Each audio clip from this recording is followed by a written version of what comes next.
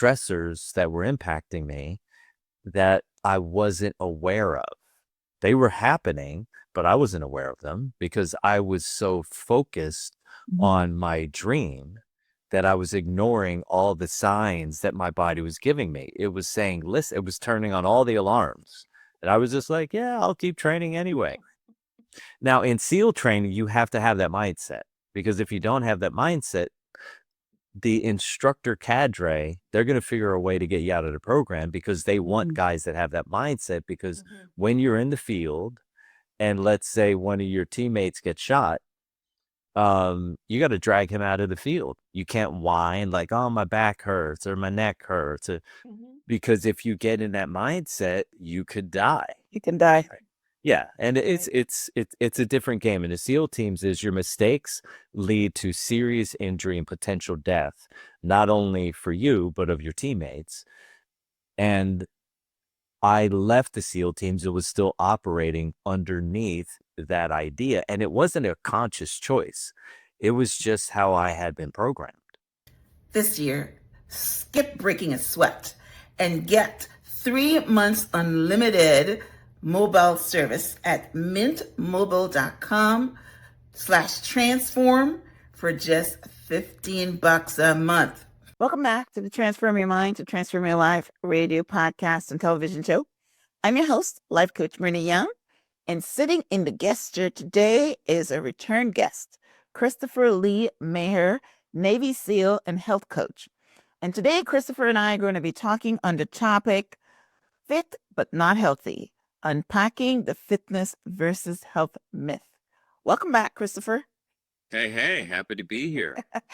Yeah, hey. I love returning guests. Yes, the last time you were on the show, we talked about issues in your tissues, and I love that conversation because since then I've had so many people on the show that are talking about how we hold issues in our tissues.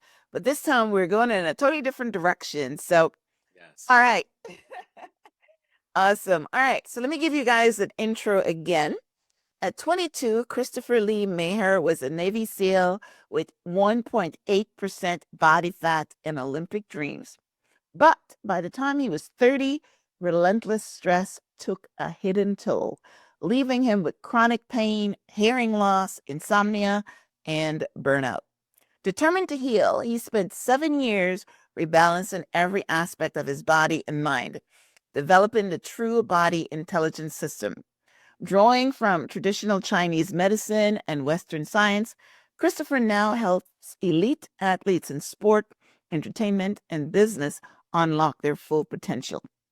From his Los Angeles practice, he's an author, inventor, and wellness innovator committed to guiding others towards optimal health and lifelong vitality. Hey, that last sentence there was the best one of all the ones that I said. Because yes, we want to have a lifelong, vitality. We don't want to spend the last 10 years of our life, lying in a bed or sitting in a wheelchair. So that's amazing. All right. So, as we get started, Christopher, what would you say were the contributing factors from you going from 1% body fat and fit to chronic pain and burnout? Can you walk us through that? Yeah, I think what happened for me was I was applying a SEAL team mindset to everything that I was doing, even though I was no longer in the SEAL teams, right? So I was burning the candle at both ends. And in between the time of burning those candles, I was going 110% every second of the day. And I thought at the time naively that, look, if you just drive forward and you put your foot on the gas, as long as you care and you're loving what you're doing and you're disciplined, it'll all work out. And when it wasn't working out in the way that I thought it would, at the pace that I thought it would, I pushed harder and I pushed faster. And then my body pushed back at me and said, "Hey, mister, you're going to take a seat in the corner." Yeah, I'm no longer cooperating with whatever these ideas are. And so I had entertained limiting beliefs and I took them to their edge. And then the universe said, well, let me show you the limitations of that belief. And it started to turn up the amount of pain that I had in my body, right? So it went from plantar fasciitis was the first one. I remember getting out of bed in the morning. I was living in San Diego at the time in Point Loma. I put my foot on the ground to go to the bathroom. I was like, ooh, that hurts. Yeah. But I still kept training. And then one morning I woke up and I was like, oh, that thing is finally gone. And then a week later, iliotibial band friction syndrome, just outside of the left part of my knee. And I kept training and moving through that. And 2 months later, that was gone. And then boom, I had runner's knee, which is in the patella tendon where it attaches to the issue tuberosity just beneath the left knee. And then I kept training and that went away. And then it turned into compartment syndrome in my left calf, which was horrible kind of injury to have. And so it just crawled all the way up my body. Oh, And then I was in a car accident all the way up to my neck and at every single joint. And then eventually I got in a car accident and then it went into the center of my hip and I couldn't get rid of it no matter what I did. And then all of the pain from all the joints all started throbbing simultaneously. oh my goodness. Yeah. Wow. So then I had to look in the mirror and go, hey, there has to be something wrong here. Wow.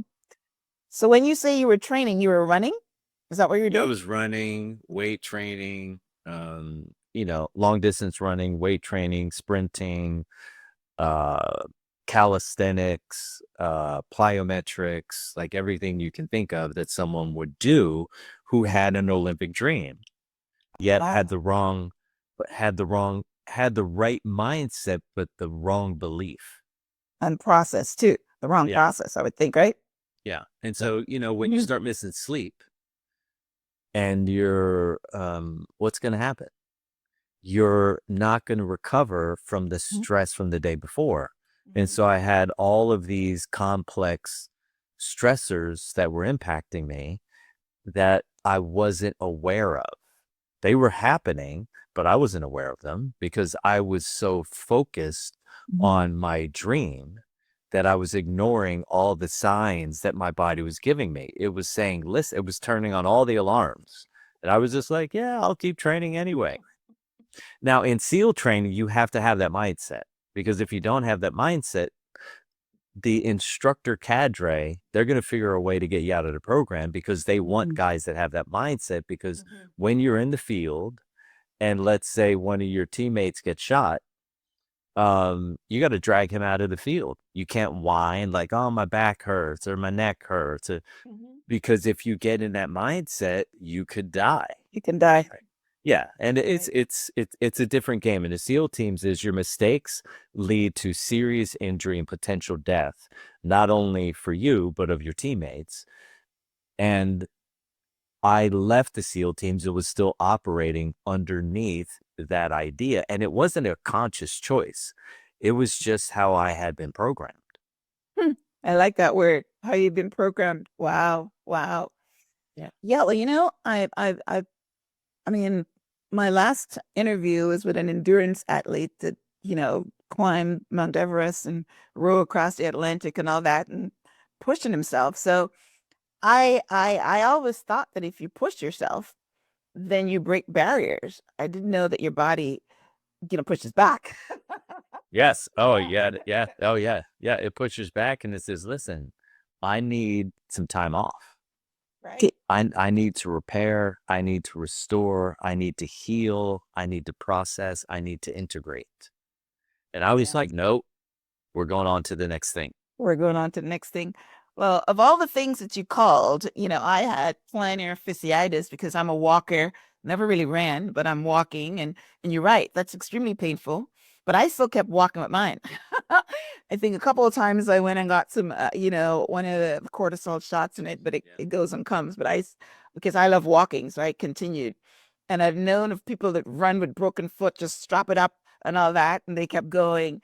So, but yeah, so that's amazing. So were you saying, because our conversations today is fitness versus the health myth. So are you saying that when you were pushing yourself on full throttle, running and training and weightlifting and doing all the things to get you to Olympic superstardom, you were fit, but you weren't healthy? Is that where that the Yeah, quits yeah, we're doing? yeah, yeah. I think what we're saying is just because you're fit, it doesn't mean you're healthy, right? And what What do you we define in health as? Because, as health, you know, we're talking about your joints giving out, but health could be cardiovascular health, be, you know, I don't know, metabolic health, that kind of thing. could be mental health, Right. could be Exactly. emotional health, Okay. could be structural health, could be physiological health, Okay. right? And so I think probably the conversation that I wanted to have with the public is fitness is one aspect of health, Mm, and right. it isn't the defining measure of how someone should look at themselves when they think about being healthy. And when we talk about being healthy structurally, we mean there's no pain in my joints. I have full range of motion in every position, zero pain, zero restriction, right? When we talk about physiological health, right, and sense organ health, it means my vision is good, my hearing is good, my taste is good, my smell is good, my touch is good, and my extrasensory perception is high. Okay. Mhm. Then when we talk about physiological health, it means that all of my organs are in functioning order. Mhm. So I digest my food really, really well. I absorb the nutrients from the chyme, from the chewed up food, through the walls of my small intestine. My blood is very thick, dark, and strong. Okay. I have very little stickiness. The motility, the shape, the size, the color of my red blood cells are correct. The size of my white blood cells, instead of being a one, a two, a three, a four, or five, are or a four, or five to a six. So my immune system is very high, and all of my organs, again, are in functioning order. So my elimination is good. I'm moving my bowels at a minimum once a day, at a maximum 3 times a day. The bowel is easy to move, well formed, uh, comes out solid, isn't sticky, isn't hard, isn't runny. Mhm. My resting heart rate sits between 55 and 65 to 70. You start looking at all these different measures. My blood pressure is Mhm. in that 120 over 80. And you start looking at all these things. And you have to go, oh, okay. So those are things. But now let's talk about mental health, right? I have very little paranoia. I have I'm able to understand the things that the people are saying. I'm fully self-expressed. I make good decisions. I'm decisive. My emotional health is good. I have a good, strong sense of freedom, an indomitable sense of hope, an indomitable will. I'm passionate and creative. My spiritual health is good, Wow. meaning I'm honoring my ethics, my morals, my values, my principles on a daily basis. And my physiological, and structural health is good. And I'm following my guttural responses, tuning into my instinct. I'm taking heartfelt action to my own benefit and the benefit of others in relationship to my values, and I'm fully empowered. I'm living in my own truth. I'm forgiving in the places where I feel angry and cut off. And I'm willing to defend myself and those that I love. Wow. That's a big list. And I can almost guarantee that someone that is focused on training is not going to have all of those. No. Wow, because they're focusing on running marathons. Like if you're training for a running run or even the Ironman competition where you're just going all out. Wow, that's a big list. Yeah, it's a big list. That's a It's big so list. yeah. So you talk about in your bio that you coach elite athletes. Do you look at Yeah. that whole picture that you just said when you Sure. coach them? Yeah, definitely. So, I work with world champions and Olympic champions and four-time NCAA champions. And, my job is to help them be successful. And of course, they're athletes. So they show up with what? Ah, my wrist hurts or my thumb hurts and they're taped up or my knee hurts or my back is stiff or I can't rotate my head to the left or I can't rotate my head to the right and their bodies are just tired and stiff. And so I do everything that I can to begin to teach them how to remove and reduce their lifetime accumulated stress load so that they're sleeping really deep and recovering from the immense stress that they put their bodies under on a daily basis. Wow. Wow. And if we can do that, then they can be more successful than their peers. And it happens to be that they are, right? They're ridiculously successful. So since I've been on board, the team that I work with has won the NCAA championships 4 times in a row. The last 2 years, they've scored the most points in NCAA history. Uh, the year before. And then this year they broke that. And I assume this coming year they will break that again. And so, I just want to see these guys live out their dream, right? And live out their passion.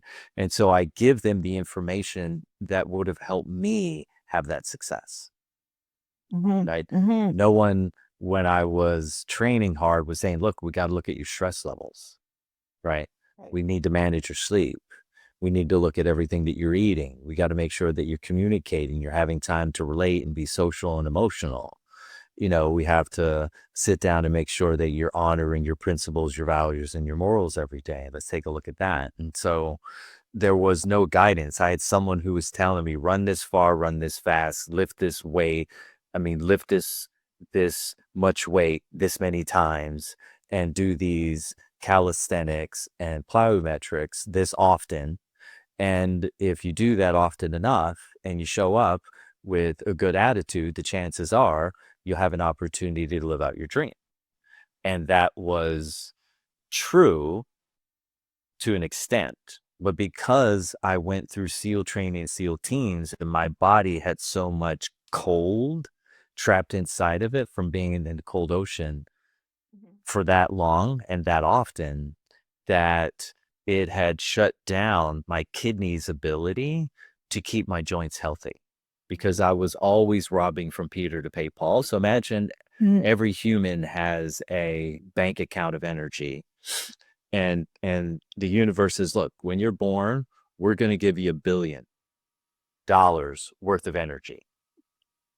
Well, I was spending mine faster than I was generating. And what I mean by that is that if you look at the bank account as your core energy and you're spending Friday's reserve of money on Monday, then eventually your bank account is going to be deficient no matter how much money I give you. So I was spending it faster than I was restoring it. So rather than spending my interest, I was always spending my capital and I was spending the next I like month's that. capital. Interest instead of capital. Right. Yeah. Okay. And so that put me in a deep deficit and the insufficiency of my sleep, I could never make up for that deficit. No, you can't. So that is one thing because, when I do a little bit of weight training, they're always telling you to, not on your level, but they're always telling you that you should only go like 3 times a week because you got to give your body time to recover. So I understand the thing about recovering. But let's say that you are training for the Olympics, right? And you got a 12-hour workday because I know I've seen people say that they work 12 hours a day. I don't know how much sleep they get. Let's say you do that for a limited amount of time for like 4 hours. I mean, like for 4 years to get to the Olympics. Then what you're saying is that you've got to stop pushing your body that much and then just go into a maintenance mode? Is that what the correct philosophy is? I think the philosophy is this, is that once your body gives you a symptom, whether it's a sore throat, whether it's a headache, whether it's some joint pain, whether it's the neck, the shoulders, the elbows, the wrist, the hips, the low back, the knees, the ankles, the toes or fingers, you've already gone too far, Mm-hmm. right? And Okay. like, for instance, let's say you eat a big meal and 3 days in a row, your body's having difficulty digesting that, or you're constipated for 2.5 days. Your body's letting you know, hey, you're going too hard, too long, too fast. I need you to take a break. And as you pull away from that and you get sufficient sleep, then what's going to happen is that symptom's going to disappear. And so I think the thing that I'm informing people on to let them know is that whenever you get your first symptom, that's your first sign that you've already gone too far, because pain is the last indication that something is wrong. Most people assume that it's the first, and it's the opposite of what they're thinking. And so if you show up, let's say you're going to the NCAA championships and you're in the Big Ten conference and you get a major injury at the Big Ten conference, well, then we know that what you need during these 2 weeks before the NCAA championship so you can perform well is you need more rest than you need training. And you need to back away and start to restore and repair and heal and integrate all that good work that you've done, because the body, the brain, and the nervous system are all connected. And so you're the part of the process of training is the learning, right? And so there's a mental aspect to it. There's a part of the training that is emotional, which means there's a breath aspect to it. There's a part of the training that's physical, but there's a part of the training that's spiritual. Mm-hmm. Okay. And so you've got to be willing to look at, well, where's my life falling apart? Maybe you're supposed to meet your girlfriend or boyfriend at 7 o'clock for dinner and their parents, and you show up at 8:15 because you're so far behind. Right. And then you don't communicate to anyone that you're going to be late. Right. So just all these little behaviors that we have that get us out of balance are all signs that we've gone too far for too long and too fast. And we need to pull it back, put the foot on the brake, and lay down and do nothing. Yeah, yeah, yeah. That's good. Yes. Rest. Yep. So it sounds like you're saying the link here is sleep. Is there anything else other than sleep? I mean, well, the first thing is awareness, right? That's the most important step. And then once you have the awareness, an honest conversation with yourself versus a dishonest conversation. Like I was having a dishonest conversation, which allowed me to convince myself to continue to keep training harder, longer, and faster. Okay. And so if I would have had the awareness, boom, I have the pain. I'm aware that it's painful. And if I would have said, wow, Christopher, you're not supposed to have pain in your knee like that. What are you doing that's causing that? Then I would have had to have an honest conversation with myself and would said, wow, I think maybe I'm doing too much. Right. And so the first thing is be aware of the signs and symptoms your body's given you. Number two, have an honest conversation about those signs and those symptoms. And those symptoms and signs, they're not always physical. Sometimes they're emotional. Sometimes you feel depressed. Sometimes you feel hopeless. Sometimes you feel angry and frustrated. Sometimes you feel disconnected. And so look at that and have an honest assessment of what's going on. If your communication um, reduces, okay, if you're being less authentically self-expressed, you have to look at these things. because most people think the first sign of overtraining is physical, and many times it's emotional. Other times it's psychological. Other times it's spiritual. Mhm. Right? If I'm somebody who gives my word and I built my self-esteem off of giving my word, and I told Mrs. Johnson I'm gonna come help her, move some big items out of her garage on Saturday morning, and then I just don't show up. No call, don't show up because I'm Mhm. still in bed. And Mm. I need to look at where am I breaking my word because of the overtraining. Mm. Mm. Right. And so really it's about an honest self-assessment.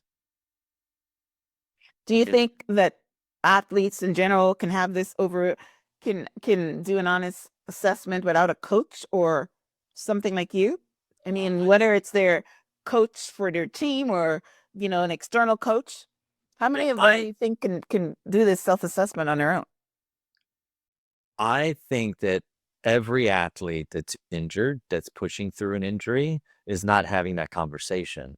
Right. And they need to have someone who is helping guiding them and coaching. For instance, let's say I'm a Philadelphia Eagles fan.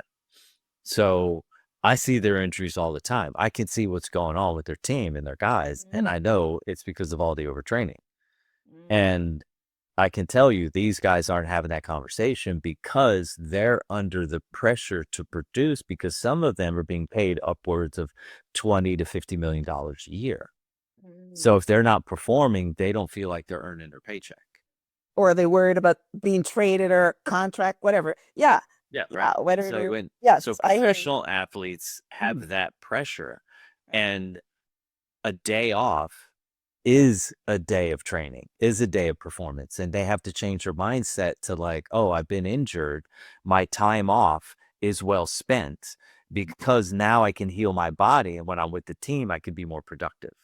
Right. And so they Mm. have to look at that Roll it time back. off Right. as a Yeah. as a performance, right? Mhm. Versus like, I'm not earning my paycheck because I'm not on the field. Well, if you're injured, don't get back on the field. Get as much time as you can from the coaching staff to repair yourself so that when you get on the field now, you're going to be a valuable asset.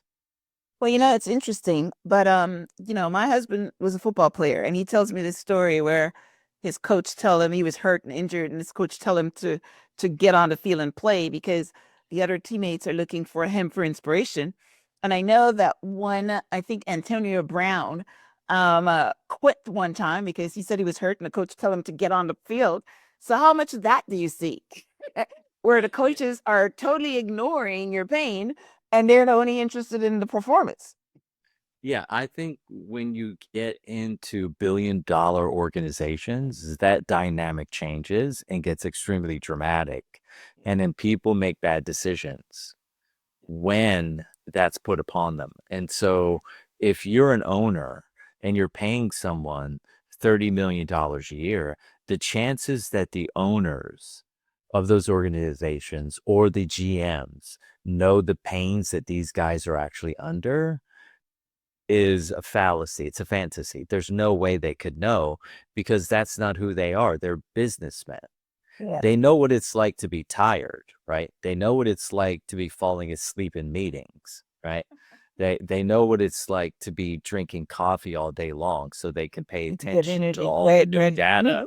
that's there, but they don't know what it's like to be crashed into at 22 miles an hour, right? Mm.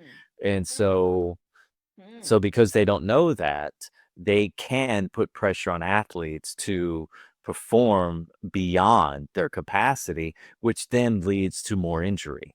Yeah. And so if you've just spent $500 million on a guy for a 10-year contract, that's an investment and you need to manage your investment well, right?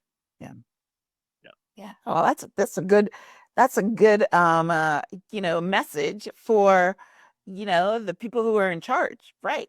Because also, I'm thinking of LeBron James and Tom Brady, the guys that have lasted a long time. And I know they've lasted, well, I shouldn't say it. I know they've lasted a long time because they take care of their body.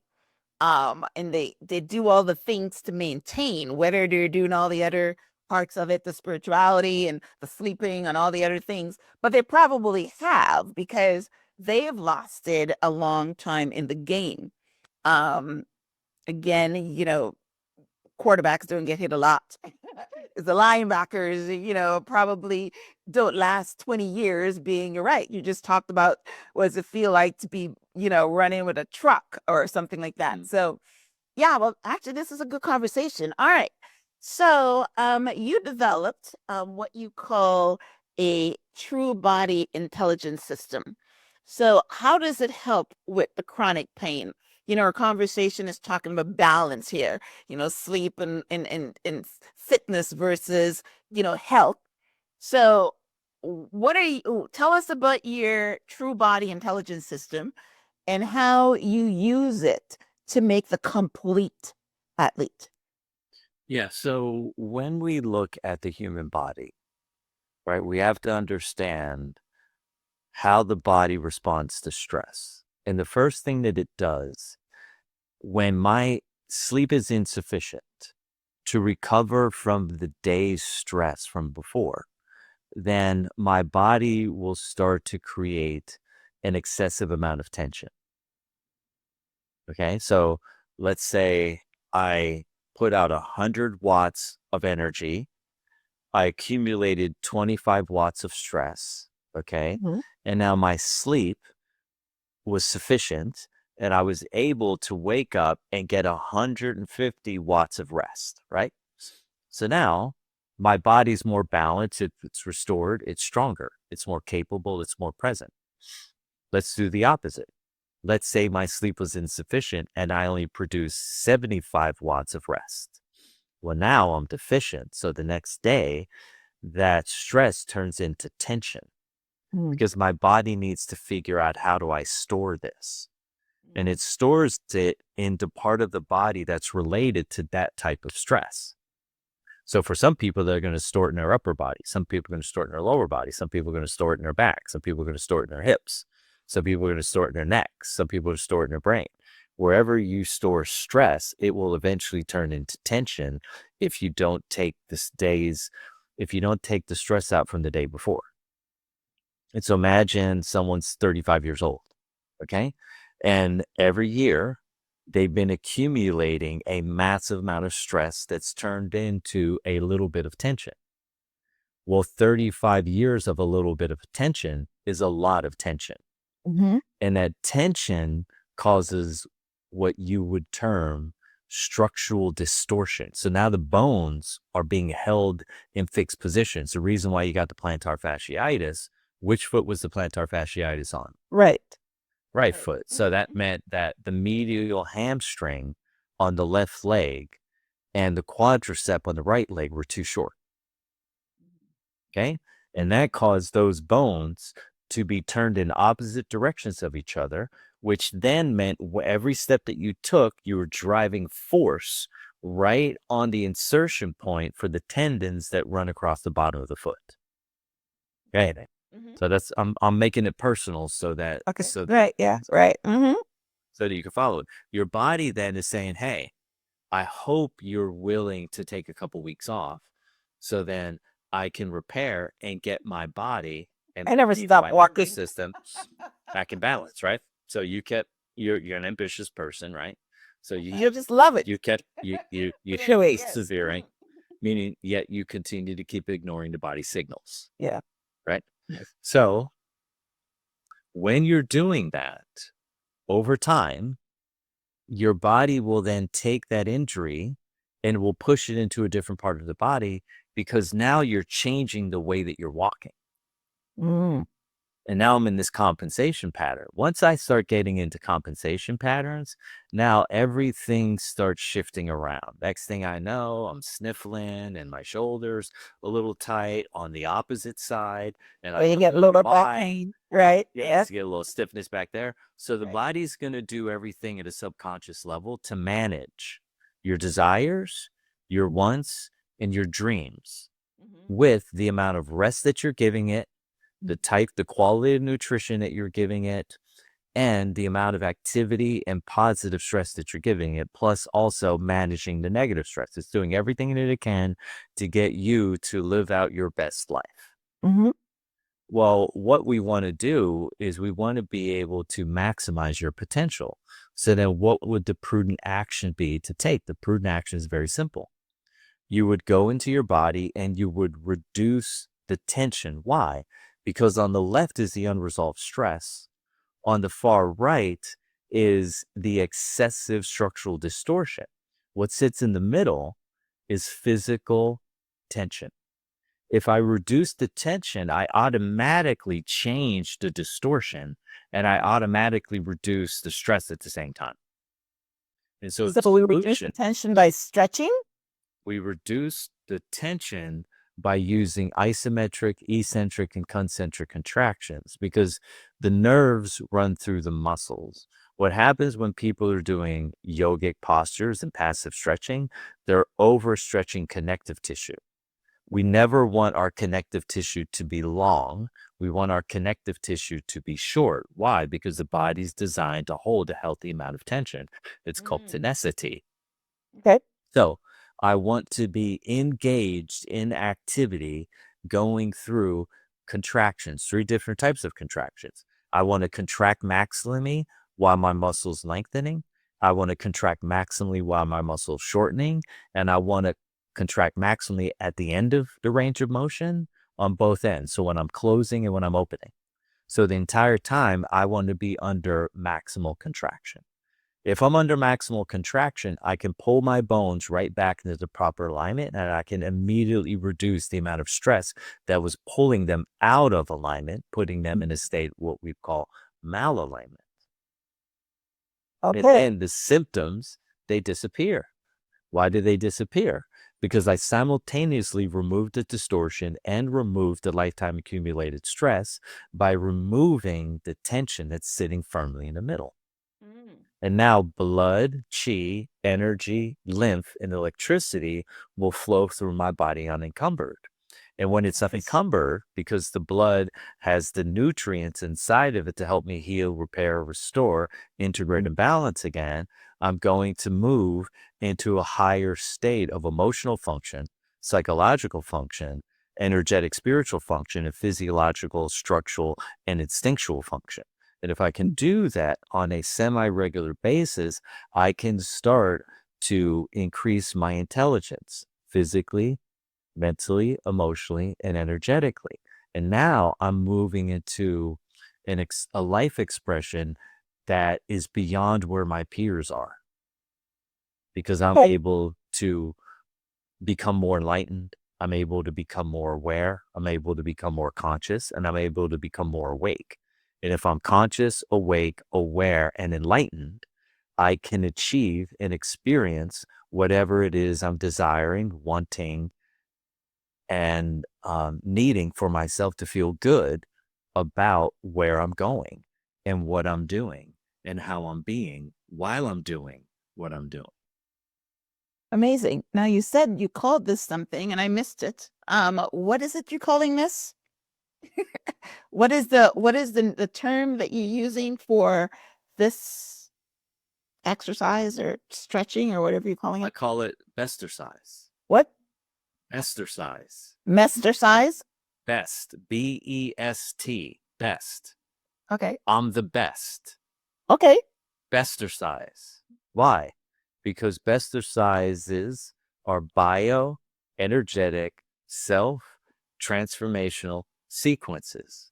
And while we're in a position, we're using all 3 forms of contraction at maximal effort to strengthen, to lengthen, and to recruit more energy, more tissue, more consciousness, more intelligence. And if we do that again and again and again and again and again and again and again and again and again and again, we end up with a body that is fluid, strong, and capable, meaning steel wrapped in silk. Wow. I love it. I love it. Okay. So where can our listeners reach you to get into this, you know, to learn how to do this best contractual things are the body intelligence system. That's probably easy for me to say. Right. Yeah. They can go to truebodyintelligence.com. And the first step would be to read the book, right? Free for Life, and start to educate themselves. And then once they get the education, then they're going to go, oh, I think I get what he's saying. Now I just need someone to teach me. And then I can lead them out to one of my practitioners wherever they live in the world, and they can go learn. Well, wow. So that's amazing. So are you saying this system is for everybody or just athletes that are trying to get to the optimal level? No, everyone. Everyone. Okay. Typically, I don't usually like working with athletes. And the reason why I don't like working with athletes is because it's like they come to me when they have problems, Yes. right? They've already stressed out their body. Right. Yes, right? And Mhm. then I put them back together, and then they go out and they create another problem, right? It's true. And so I like working with entrepreneurs, right? People who are coaches, people who are leaders, people who are inspirers, people who want to help other people grow beyond their limitations. I like working with single moms. I like working with, very dramatic cases, people who have been through very difficult things in life and haven't lost their way. They still have the heart. They still have the motivation. They want to serve other people powerfully. Those are the people that I want to serve. Okay, well, that's good. Yeah, which brings us full circle to our last conversation, but issues in your tissues. We're talking about joints now. Before we were talking about the fascia and your tissues, but it's the same thing. You put the stress in your body, and you put your stress because you're not restoring, so it keeps accumulating because you just have the deficit. So that's amazing. All right, so that's awesome. Wow. Yes, you do good work, Christopher. Thank you. Yeah, because the true body intelligence methodologies create instantaneous permanent change. Yeah. Yeah. And there's no one else out there that can say that. Right. Right. Right. Yes. Instantaneous permanent change. If I Yes. was investing my time, my energy, my effort, but mostly my money, right? I would want something that was instantaneous and permanent. Yes. Yes. Yes. I love that. I love that.